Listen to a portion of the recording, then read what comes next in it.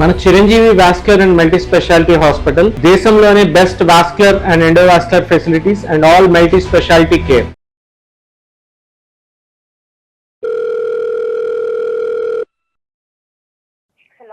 Hello Aishwarya garu, నమస్తే అండి. నమస్తే అండి. ఎవరు? నేను జయానండి, అందమైన జీవితం ప్రోగ్రామ్ నుంచి మాట్లాడుతా ఉన్నాను. ఓకే, చెప్పండి మేడం. మీ హస్బెండ్ కృష్ణ గారు లైన్లో ఉన్నారు, ఒక్కసారి ఆయనతో మాట్లాడండి, దెన్ మళ్ళీ నెక్స్ట్ నేను మాట్లాడతాను. Hello Krishna, madam. మీ వైఫ్ ఉన్నారండి, ఒకసారి తనకి మాట్లాడండి. హలో. హలో, ఐశ్వర్య. చెప్పండి. కళ్యాణ్ చక్రవర్తి గారు జయ మేడం ఉన్నారు. ఏమైందండి? మీరు ఎక్కడున్నారు? ఏమైందో నీకు తెలీదా? 1.5 year గా నేను అడిగి అడిగి అడిగి అడిగి వ్యక్తి పుట్టిపోయింది నాకే. అందుకే కనీసం సార్ వాళ్ళ దగ్గరికన్నా వస్తా నా సమాధానం వస్తుందని చెప్పి నేను ఇక్కడికి వచ్చా. అసలు మన మధ్య సమస్య ఏముందండి పరిష్కరించుకోవడానికి? అసలు నేను ఏమన్నా ఇది తప్పు చేస్తున్నాను, మీకు ఏమన్నా అనుమానం ఉందా? అంత మంచిగా రైట్ చేస్తున్నావు. నేను అడిగిన దానికి సమాధానం ఇవ్వాలి కదా. నీకున్నది ఇద్దరు ఫ్రెండ్స్, వాళ్ళిద్దరిని అడిగితే నా ఇంటికి రాలేదన్నయ్య అంటున్నారు. నేను మీకు నిజమే చెప్పి వెళ్ళానండి. టెంపుల్ కి చూడండి సార్, ఇప్పుడు కూడా చూడండి. అమ్మా ఐశ్వర్య, నమస్తే అమ్మా. నేను డాక్టర్ కళ్యాణ్ చక్రవర్తి అమ్మా, సుమన్ టీవీ అందమైన జీవితం నుంచి మాట్లాడుతున్నాను. నమస్తే సార్. సారీ అమ్మా, నీకు సర్ప్రైజ్ చేసాం మేము. నీకు ఏది ముందుగా ఏ కబురు చెప్పకుండా ఫోన్ చేసాము. కానీ మీ భర్త గారు ఉండేటటువంటి సందిగ్ధ పరిస్థితిలో మాకు నీకు డైరెక్ట్గా కాల్ చేయడం తప్ప ఇంకో దారి దొరక్క అలా చేసామమ్మా. ఇక్కడ అమ్మ తప్పు చేసావని మేము ఎవరు అనలేదమ్మా. ఒక అకేషన్ వచ్చినప్పుడు, ప్రత్యేకంగా ప్రతిరోజు కాదు, ఒక అకేషన్ వచ్చినప్పుడు, అది మ్యారేజ్ అవనివ్వండి, లేదంటే ఏదైనా ఒక ఫంక్షన్ అవనివ్వండి, లేదంటే ఒక ఫెస్టివల్ అవనివ్వండి, ఆ టైంలో నువ్వు ఒక 2 to 3 hours పాటు అతనికి చెప్పే డిసప్పియర్ అవుతున్నావు అంటే, అది కూడా చెప్తున్నాడు, చెప్పే డిసప్పియర్ అవుతున్నావు. కానీ ఎక్కడికి అనేది మాత్రం చెప్పట్లేదు. ఎక్కడికి అని చెప్పేటటువంటి దానికి సంబంధించినటువంటి ఆధారాలు కనిపించట్లేదు. మరి ఇంత సీక్రెట్గా ఉండేటటువంటి ఈ వ్యక్తి ఎవరి దగ్గరికి తిని వెళ్తుంది? ఆమె అతను అనేటటువంటి ప్రస్తావన అతని దగ్గర లేదు. అతనికి నీ మీద అనుమానం కూడా లేదు. అది నేను ముందే క్లారిఫై తెచ్చుకున్నాను. చాలా అంటే చాలా మంచివాడు. మంచోడే, అందుగురించి సమస్య అదేనమ్మా. చెప్తున్నాడు కాదు డాక్టర్ గారు, అంత చెప్పకూడని ప్రదేశానికి ఏమి వెళ్ళవు కదా నువ్వు. అంత సీక్రెసీ మెయింటైన్ చేయాల్సిన అవసరం ఏంటి? తను 1 year గా నన్ను చూసి నన్ను ఇష్టపడే కదా మేడం పెళ్లి చేసుకున్నాడు. అవును, ఏది ఉన్నా గానీ తనకు ప్రతిదీ చెప్తూనే ఉంటాను. కాకపోతే అతను ఏది తెలిసినా గానీ ఏమైతాడంటే, నేను తన దగ్గర చెప్పినంతగా తను కొంచెం చెప్పలేడు. ఒకవేళ ఇన్ కేస్ నేను ఏమైనా తప్పు చేసినా గానీ నన్ను ఏమన్నాడు ఆయన, నా ఎదుట ఉన్న వ్యక్తిని తనను బాధించే రకం, లేకుంటే తనలో తను మదన పడుతూ బాధపడుతూ ఇప్పటికే 3 jobs పోగొట్టుకున్నాను మేడం. ఒక్కదాని తర్వాత ఒకటి బాధపడుతూ, ఎందుకంటే ఏదో చెప్తూ ఉంటాడు. ఇంత సీక్రెట్ ఏముంటుందమ్మా వైఫ్ అండ్ హస్బెండ్ మధ్యన? అసలు పెద్ద ప్రాబ్లం ఏది లేదు madam. The thing is Aishwarya, ఇది ప్రాబ్లం పెద్దదా చిన్నదా అనేది కాదు జయ గారు. ఇక్కడ ఏంటంటే అసలు ఇది ప్రాబ్లం కానప్పుడు ఏంటి అది అని చెప్పడంలో పెద్ద ఇందులో అంత సందిగ్ధం ఏముందమ్మా? ఉన్నది ఉన్నట్టుగా చెప్పండి. ఒకవేళ నేను చెప్పినా తను తట్టుకోలేదని బాధ నాకు, అంతే. అలా కదమ్మా, నీది పిచ్చితనమో మంచితనమో నాకు అర్థం కావట్లేదు. ఆ తట్టుకోకపోవటం అంటే కనుక ఈ నరకం ఇది మహాఘోరం. ఇది నేను మీకు ఒకటి చెప్పాలనుకుంటున్నాను సార్, కానీ నా కాపురానికి మీ రెస్పాన్సిబిలిటీ ఉంటానంటే. నీ మనస్సాక్షి మీద చెయ్యేసుకుని నేను తప్పు చేయట్లేదు అనేటటువంటిది నువ్వు మాట్లాడితే కనుక నీది 100% తప్పు లేదు అనుకుంటే కనుక నీ కాపురానికి నేను 200% గ్యారంటీ ఇస్తాను సార్. 200 కాదు, 1000% ఏ తప్పు లేదు సార్, పక్కాగా చెప్తున్నా. నా సైడ్ తప్పు పెట్టుకొని మిమ్మల్ని తలదించుకునేలాగా నేను చెయ్యను. ఖచ్చితంగా నేను చెప్తాను, నిజం మాత్రమే చెప్తాను. నా సైడ్ ఎంత మీరు వెతికినా ఇంత తప్పు కూడా దొరకదు. కాన్ఫిడెంట్ గా చెప్తున్నాను. తను మిస్అండర్స్టాండింగ్ చేసుకోకుండా మాట్లాడే బాధ్యత డాక్టర్ గారు తీసుకుంటారు. అది తీసుకుంటే చాలు. తను ఏం చెప్పినా ఓవర్ గా రియాక్ట్ అవుతాడు, అది నేను భరించలేను. అది బాధపడడం కూడా నాకు ఇష్టం లేదు. ఏంటంటే తనను ఒక చిన్న పిల్లలా చూసుకుంటాను నేను. కానీ మరి సమస్య ఇక్కడ దాకా వచ్చింది కదా తల్లి, రివీల్ చేయక తప్పదు ఇంకా. అందుకే మేడం నేను చెప్పాలని నిర్ణయం తీసుకున్నాను. చెప్తాను, ఖచ్చితంగా మీ దగ్గర చెప్తాను, ఒప్పుకుంటాను. ఏం చేసింది ప్రతిదీ చెప్తాను. కానీ తను ఒప్పుకోవాలి, ఎందుకంటే తను బాధపడకూడదు. తను అర్థం చేసుకునేటటువంటి విధంగా మేము ఆ ప్రాసెస్ ని ఫెసిలిటేట్ చేస్తామని చెప్తున్నాం అమ్మా. అతను రియాక్ట్ అవ్వకూడదు, అతను మాట్లాడకూడదు, అతను చెవులు మూసుకోవాలంటే కనుక అసలు ఏంటో అదేం లేదు సార్. తను ఒక మంచి మనసు ఒప్పుకుంటే చాలు నాకు. ఓకే సరే చూద్దాం, ఎందుకంటే try చేద్దాం. తప్పు ఉంటే నేను ఇంతగా మాట్లాడలేను కదా, నా సైడ్ తప్పు ఉంటే నేను మాట్లాడలేను సార్. అదే అమ్మా, ఇప్పుడు నువ్వు చెప్పమ్మా, నువ్వు విషయం చెప్పమ్మా. సార్ నేను మా ఆయన దగ్గర ఒక చిన్న విషయం దాచిపెట్టినాను. అది ఒక్కటే నేను చేసిన తప్పు, తప్పితే ఇంకేది లేదు. నేను ఒక నెంబర్ కు కాల్ చేస్తాను, మీరు మాట్లాడండి, మొత్తం మీకే తెలుస్తుంది. కాదు మా నెంబర్ కి కాల్ చేయటం ఏంటి? నువ్వు చెప్పు, అసలు ఏం జరిగిందో నువ్వు చెప్పట్లేదు. అటు ఆయనకి దాచావు, ఇటు డాక్టర్ గారు అడుగుతుంటే దాస్తున్నావు. దాయడం లేదు, దాసేదాన్ని అయితే నెంబర్ కి కాల్ చేస్తాను నేను అనను మేడం. ఒక నెంబర్ కు కాల్ చేస్తే డాక్టర్ గారు ఖచ్చితంగా మీకు అన్ని విషయాలు తెలుస్తాయి. ఎవరు మళ్ళీ ఏంటమ్మా ఈ సస్పెన్స్ థ్రిల్లర్ తట్టుకోలేకపోతున్నావు? అక్కడో సస్పెన్స్, ఇక్కడో సస్పెన్స్, ఇప్పుడు మళ్ళీ ఇంకో ఫోన్ కాల్ అంటున్నావు. సరే, నీ సమస్య, మీ ఇద్దరి మధ్యన సమస్యకి పరిష్కారం ఉంటే కనుక మరి ఆ సస్పెన్స్ కూడా మేము చూడటానికి రెడీగానే ఉన్నాం. కలుపమ్మా. కాన్ఫరెన్స్ లోకి తీసుకుంటావా? తీసుకోండి. ఇప్పుడు తన కాపురానికి మీరు బాధ్యత అన్నారు. సో తప్పు జరగనంత వరకు ఓకే, మీరు చూసుకుంటామన్నా. మళ్ళీ ఇంకొక కాల్ ఏంటో అర్థం కాలేదు మరి. హలో సార్, చూసారా? నా అనుమానమే నిజమైంది, ఎవరో ఉన్నారు. ఎవరమ్మా అవతల ఎవరున్నారో మాట్లాడమన్నా. వినండి సార్, ప్లీజ్ ఫస్ట్ వినండి. ఫస్ట్ నువ్వు కూల్ గా ఉండు, అదే కదా అమ్మాయి నా మీద నిందలు మోపకండి, ఒక్కసారి వినండి. సార్ నమస్కారం సార్, నా పేరు కల్పన, నేను ఒక ట్రాన్స్జెండర్ ని. కల్పన తను గారు. ఐశ్వర్య నా బిడ్డ సార్.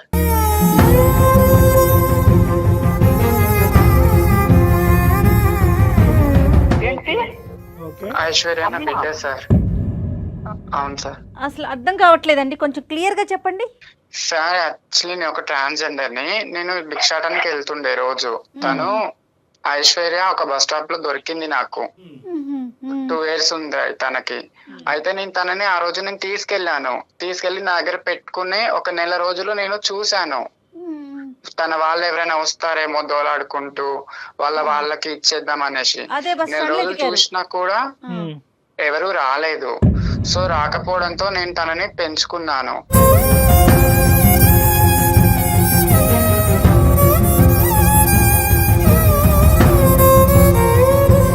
పేరు పెట్టాను తనకి, స్కూల్లో జాయిన్ చేశాను. నేను 6వ క్లాస్ వరకు నేను తనకి చూసుకున్నాను. దాని తర్వాత ఒక రోజు నేను వెళ్ళాను తనని స్కూల్ దగ్గరికి. వెళ్తే తను ఎవరు అని తన ఫ్రెండ్స్ అడిగారు, ఐశ్వర్య ఫ్రెండ్స్. అడిగితే తను మా మమ్మీ అని చెప్పడంతో చిచ్చి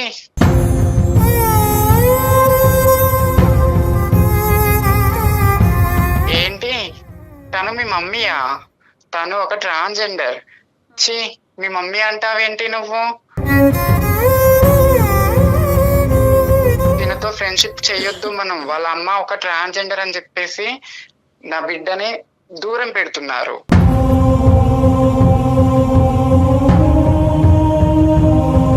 సో నేను అప్పుడే అనుకున్నాను, నా బిడ్డకు ఒక మంచి భవిష్యత్తు ఇవ్వాలి. నేను పడ్డ అనుమానాలు నా బిడ్డకు రాకూడదు అని నేను 6వ క్లాస్ తర్వాత తనని అనాథ ఆశ్రమంలో నేను జాయిన్ చేశాను.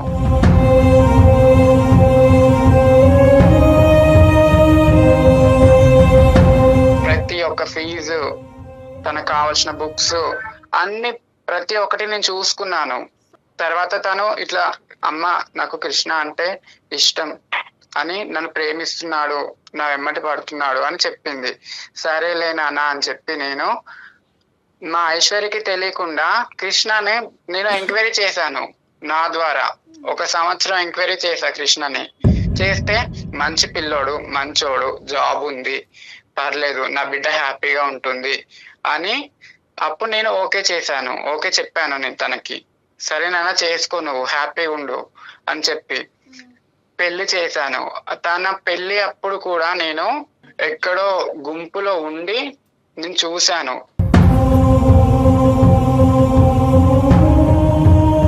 అనాథ ఆశ్రమం తరపు నుంచి తన పేరు మీద ఫిక్స్డ్ డిపాజిట్ 5 లక్షలు చేశాను.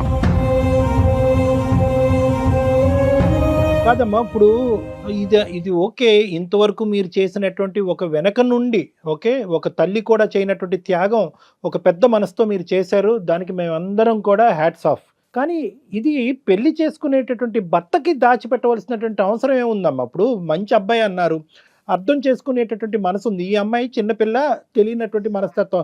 ఒక పెళ్లి అనేటటువంటిది కంప్లీట్గా ఒక ట్రాన్స్పరెంట్ ప్లాట్ఫామ్ మీద ఉండాలా, ఉండకూడదా? నమ్మకం నమ్మకం ఉండాలి సార్, కానీ ఈ సొసైటీ మమ్మల్ని నమ్మదు కదా. ఈ సొసైటీ ఏమంటుంది, ఒక దగ్గరికి వెళ్తాము సార్, మేము వెళ్తే మమ్మల్ని చూసి దూరం వెళ్ళిపోయే వాళ్ళు ఉన్నారు, పక్కన కూర్చుంటే లేచి వెళ్ళిపోయే వాళ్ళు ఉన్నారు. మీరు బాగానే ఉన్నారు కదా, పని చేసుకొని బతకొచ్చు కదా, ఇట్లా ఎందుకు అడుక్కోవడం మీరు కానీ వీళ్ళిద్దరు మీరు. కాదు తల్లి, కృష్ణ ఐశ్వర్య ప్రేమించి పెళ్లి చేసుకున్నారు, ఒకరినొకరు అర్థం చేసుకుని పెళ్లి చేసుకున్నారు. ఆ ప్రేమలో త్యాగాలు అనేటటువంటి ఉంటాయి.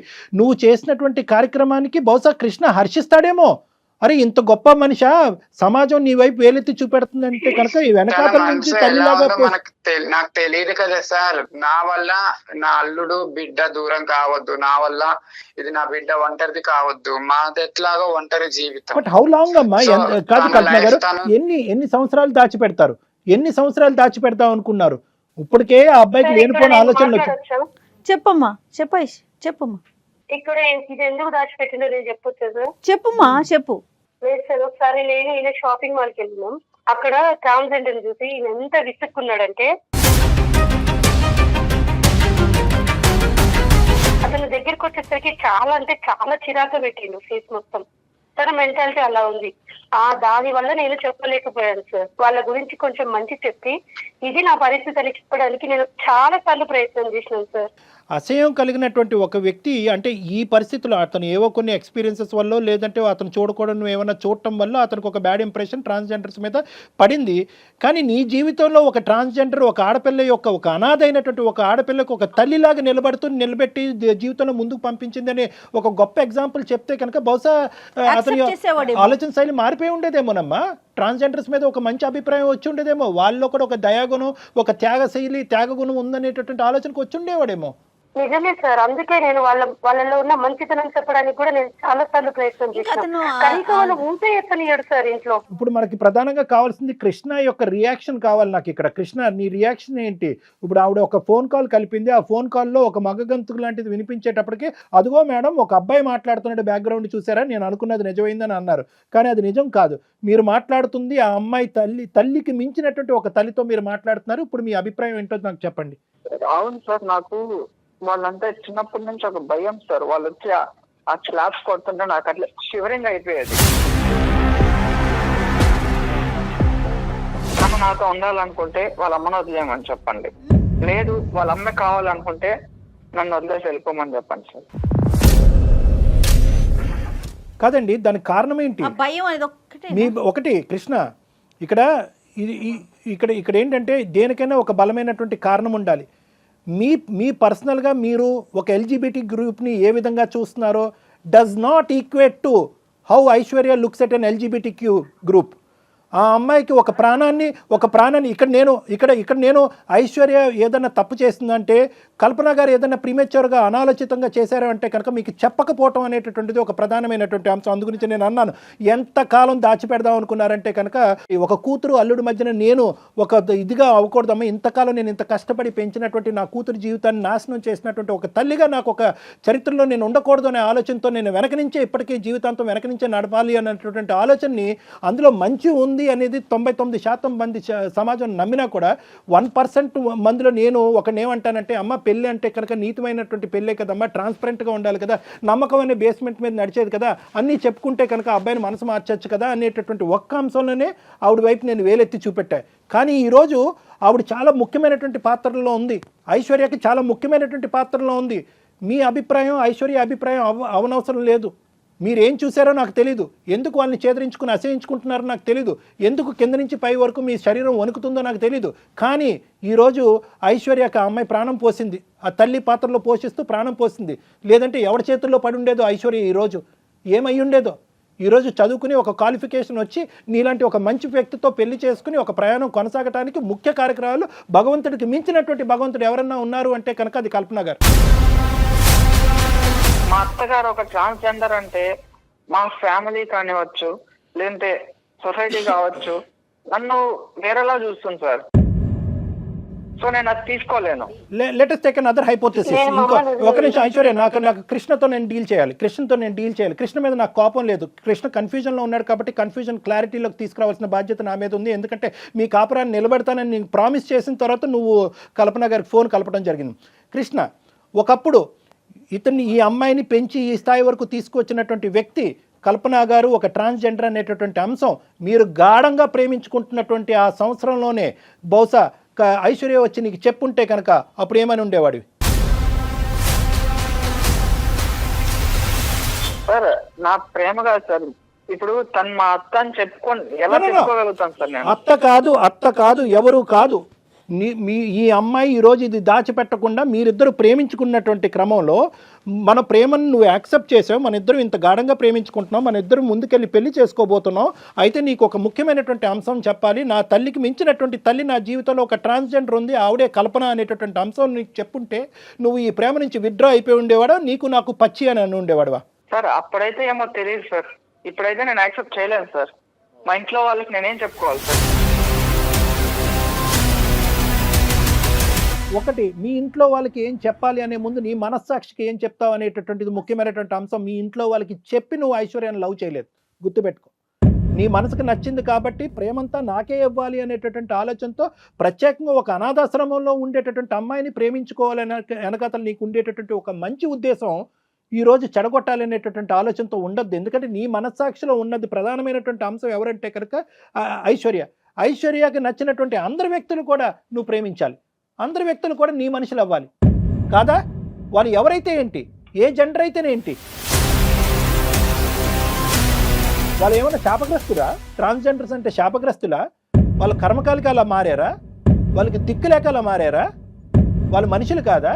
కృష్ణ, మీకు తెలుసో లేదో చాలా ఉన్నతమైన స్థానాల్లో ట్రాన్స్జెండర్స్ ఉన్నారండి ప్రజెంట్. ఇక్కడ ముఖ్యంగా గుర్తుపెట్టుకోండి, మీ మనస్సాక్షి ఐశ్వర్యను ఎంత యాక్సెప్ట్ చేస్తుందో కల్పన గారిని కూడా అంతే యాక్సెప్ట్ చేస్తుందా లేదా అనేటటువంటిది ఫస్ట్ జీర్ణించుకోండి. దాని తర్వాత మీ పేరెంట్స్కి ఎలాగ అది డిఫైన్ చేస్తారు, ఈవిడ ఎంత త్యాగం చేసింది, ఎవరు ఈ ప్రపంచంలో వాళ్ళు మేలా ఫీమేలా, జెండర్ ఐడెంటిటీ వల్ల ట్రాన్స్జెండర్స్ అనేటటువంటి అంశం తీసి పక్కన పెడితే అక్కడ కామన్గా కలిసేటటువంటి చొక్క ఏదన్నా ఉందంటే కనుక అది మానవత్వం. సో కాబట్టి ఏంటంటే మానవత్వం అనేటటువంటి అంశాన్ని మీ పేరెంట్స్ తీసుకెళ్తే కనుక మనసున్న మనుషుల్లాగా వాళ్ళు అది కూడా యాక్సెప్ట్ చేస్తారు. ఇక్కడ కావాల్సింది మానవత్వం.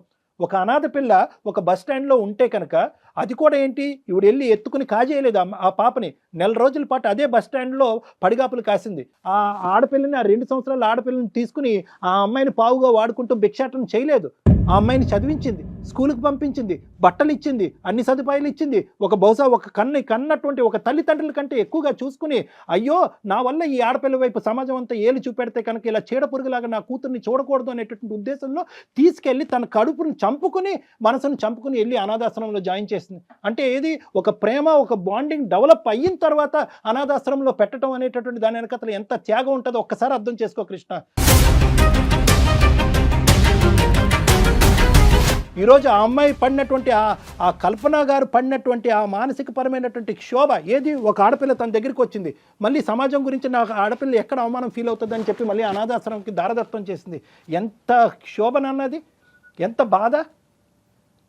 ఇక్కడ నాకు కావాల్సింది ఏంటంటే మేలా ఫీమేలా ఏది అనేది కాదు, ఒక మానవత్వం అనేటటువంటిది ఇక్కడ గెలిచింది.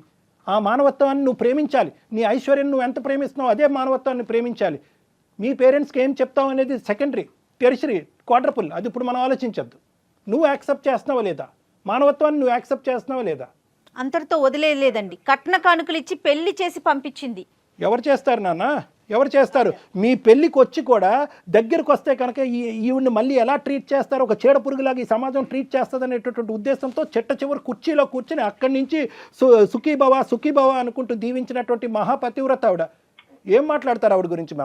మనం మాట్లాడటానికి సరిపోతామా? జెండర్ కాదండి చూడాల్సింది కృష్ణ, డాక్టర్ గారు చెప్పినట్టు మానవత్వం చూడండి, కొంచెం కళ్ళు తెరవండి.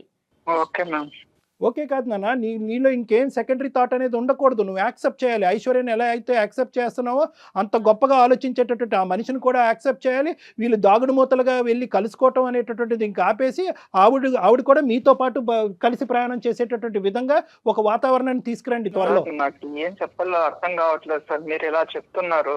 నాకు ఆలోచించుకోవడానికి టైం కావాలి సార్. ఓకే కృష్ణ, ఆలోచించుకోవటానికి టైం తీసుకో. కల్పన గారు మీరేమంటారమ్మా?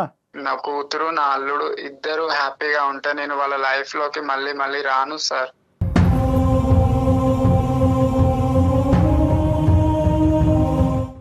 ఎక్కడికన్నా దూరంగా వెళ్ళిపోతాను.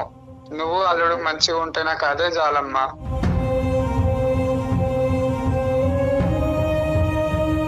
కల్పన గారు మీరు అలా మాట్లాడకండి.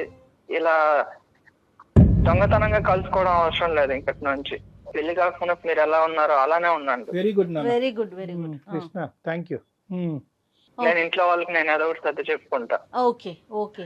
తనని అన్ని సంవత్సరాలు పెంచకపోయింటే తను నా దగ్గరకు వచ్చేది కాదు. ఎస్ ఎస్, అబ్బా సూపర్, చాలు మంచి చాలు. పాయింట్. ఒక్క అంతే లైన్ నేను చెప్పింది అంతా కూడా ఒక లైన్ లో సమరైజ్ చేశాను. మా మేడం ఇంకేం మనసులో పెట్టుకోకు. డాక్టర్ గారు మాట్లాడారు కదా, సంతోషంగా ఉండండి. ఓకేనా thank you so much madam. Kalpana garu, ma'am ఈ సందర్భంగా అంటే వీళ్ళిద్దరితో మాట్లాడిన తర్వాత మీతో కూడా మాట్లాడినాక నిజంగా చెప్తున్నానండి, మీకు మనస్ఫూర్తిగా చేతులెత్తి దండం పెడుతున్నామండి. చాలా చాలా మంచి మంచి పని చేస్తున్నారు సొసైటీ మీరు. మమ్మల్ని యాక్సెప్ట్ చేస్తే మాకు అంతకంటే ఎక్కువ ఇంకేది లేదు మేడం. మీరు మీరు మీరు మీరు ఒక కల్పన గారు, మీరు చేసేటటువంటి మంచి కార్యక్రమాలకి పైన భగవంతుడు అనేవాడు ఎప్పుడు కూడా ఉంటాడు. అతను ఎప్పుడు చూస్తూనే ఉంటాడు. Society acceptance and non acceptance అనేటటువంటిది 100% of the population 100% of the time ఇట్లాంటి ఎప్పటికీ మనం అపోహలు సాటిస్ఫై అనేవి చేయలేం. తొలగిపోవాలి సార్. డెఫినెట్ గా అలాంటి రోజు కూడా వస్తుందండి. వస్తుందండి. అన్ని మంచి కార్యక్రమాలు అన్నీ కూడా కలగలుపుగా ఏదో ఒక రోజు 110% మీ యొక్క గ్రూప్ని అందరూ మనస్ఫూర్తిగా యాక్సెప్ట్ చేసిన మంచి రోజు ఖచ్చితంగా వస్తుంది. చూస్తూనే ఉండండి. Thank you so much sir. Thank you అండి. Thank you. నమస్తే. నమస్తే అండి. నమస్తే.